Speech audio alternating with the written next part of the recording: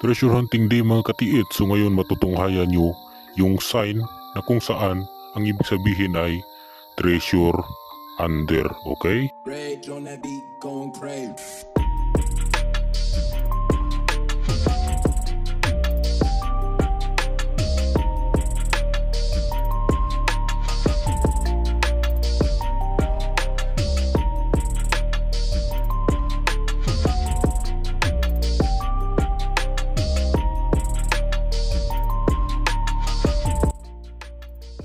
So dito ay ginawa namin ng detection itong areang ito kasi meron kami ditong napansin na kakaibang rock formation dito sa may ibaba, okay?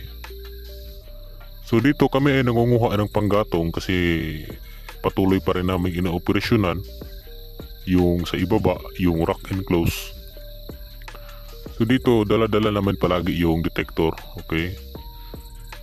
So dito ay napansin namin yung kakaibang rock formation doon sa may ibabang bahagi. Yung kanyang dapanas ay halo, parang may halong simento. Okay? So ngayon ginawa ng detection ni Katiets para makonfirma na meron ba itong nakabaon kasi itong areang ito kung mapapansin natin, di ba mayroon itong malaking puno dito sa may likuran namin, okay? Itong puno na ito ay isang century old tree. So napakatanda na nito. And then dalawa ito. Yung isa nandoon sa ibabaw at makikita niyo yan mamaya na yung sa ibabaw na puno na yun meron yung sign sa bato nang ibig sabihin under. Okay, treasure under under the tree or rock. Okay, so nandoon lang sa may bato at sa may puno o ilalim ng puno at bato. Okay, so dito ginamitan ni Katiets ng antina para makuha niya yung accurate na area. Okay, so dito may signal sa ibabaw yan, oh. And then kapag lalapit si Katiets ng konti dito sa ibaba, doon naman siya hahatakin ng detector. O yan, o. Kasi yung locator Katiets, kung saan yung mas pinakamalapit, yun yung kanyang uunahin, okay? So dito yung inuna namin yung kakaibang rock formation sa may gilid ng creek. Okay, yan ay dapanas na may halong simento. So para siyang tunnel entrance, okay, na tinakpan. Okay, so dito sa may gilid mismo, meron ditong detect, okay? Sa may gilid mismo Katiets ng dito parang may mga bato. Diyan sa part na yan, yan, oh. So dito. So dito kami dinala ng detector, ng locator sa part na ito. So dito meron siyang nakuhang detection. Yan, oh. Yung akala namin ay nandoon talaga sa ilalim. Pero I think ito ay giveaway kasi dito nakalagay sa may gilid ng creek. Gilid siya ng creek, kung baga ito ay entrance at nilagyan dito para hindi na tayo papasok doon sa loob. Maganda itong lagyan ng tunnel. Yan, oh, yan yung sinasabi ko na kakaibang rock formation. Kung pansin natin mabuti, para niyang mga lupa, pero hindi yan lupa. Yan ay dapanas na parang hinaluan ng semento. Okay? Yan, oh. Oh, yan. Meron siyang aura ng gold dito.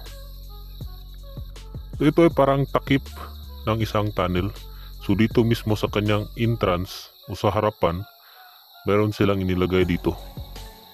So mga giveaway, yung pinakamababaw 4 to 5 meters, okay, ganun yan. So nilagyan nila ng giveaway doon sa entrance para yung hanapin natin, yun yung giveaway, hindi na tayo papasok doon sa big deposit. Okay, so yung area ito ay napakaganda. Marami dito ang mga sign. So hindi pa ito yung rock enclose, so dalawang deposit yung nakabaon dito. Yung isa located doon sa ibabaw, 10 meters yung distansya galing dito patungo doon sa ibabaw, okay? So dito tapos namin detect. Yan oh. At dito ay napakaganda. Para siyang color yellow na dapanas, pero kung tingnan natin maigi, meron siyang mga halong semento. Yan ay kanilang ginawa mismo pantakip doon sa entrance, okay? So dito yung malaking puno. So dito pumunta si Katiit sa may ibabaw. So kapag gusto mong i-detect yung isang area, dumistansya ka ng konti doon sa una mong dinetect. Okay? Para hindi ka ron dadalhin. Yan o. Distansya ng konti para hindi ka doon dadalhin. So may napansin si Katiit dito, yung isang kasamahan namin, habang nangunguha kami ng panggatong. Yun o, meron palang detection dito. Dito kami dinadala sa may malaking puno. Century old tree pa rin ito. And then, pero merong bato na nakalagay dito sa may gilid. Okay? So ito yung tinatawag natin, treasure under the tree or rock. Okay? Actually, ito ay 3 deposito na nakabaon dito. Ito yung halimbawa ng triangulation. Okay? So yung isa nandoon sa may isla. May isla dito. Meron ko sa isla dito. Yan o. Dito. Yan yung bato. Yung malaking bato na yan. Sa ilalim niyan merong detection. Okay? Makikita niyan ngayon. So dito pumunta si Katiits ng konti. Yan o. Yung akala niya nandun sa unahan, pero dinala siya pabalik ng locator. Dito lang pala sa ilalim ng bato. So yung mga basic na palatandaan na mayroong treasure under the stone. Yan o, napakalakas ng ikot. Yung mga butas na solo o isang butas na nakatingin sa ibaba. Yan yung isa sa mga pinaka-basic sign na mayroong treasure na nakabaon. So ito yung pinaka-magandang basihan kung walang kayong locator. Yan o, dito mismo. O yan, di ba? Treasure under the tree or rock. So dito, under the rock yung item. Mayroong tree sa kanyang gilid. Okay? So yan yung sign yan, oh. Yan yung sign na nakatingin doon sa pinagbaunan. Okay? Treasure under. So, yung lalim niyan ay hindi pa rin yan mababaw. 5 to 10 meters. Ganun na yan. So, dito maraming, yan yung malaking puno. Yan o. So, itong puno na ito, napakalaki na ito.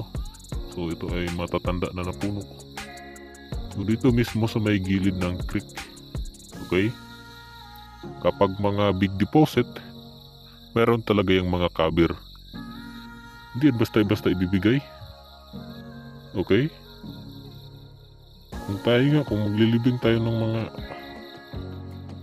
patay na aso, kailangan pa nga nating maghukay ng malalim para hindi mangamoy. Ito pa kayang mga item na may malaking value. Okay? So hindi talaga yan basta-basta ibibigay sa atin. Meron talaga yung mga kabir na ating may encounter. Minsan malalaking bato. Yung ginawa kasi nila yan, pagkatapos butasan, ibinaon sa ibaba. Tapos nagmasa ng mga simento na may halong bato. And then pagkatapos, nilagyan nila ng malalaki. So yung malalaking bato na halo dun sa simento, kung kaya napakahirap na nitong i-recover. Kasi marami na siyang takip. At mahirap na siyang tanggalin kasi malalim tapos malalaki yung bato. So, kailangan talaga ng oras, okay? So, yan si Katiits, nangunguha na siya ng panggatong. Hindi pa kasi tapos yung rock enclose na inoperasyon na namin.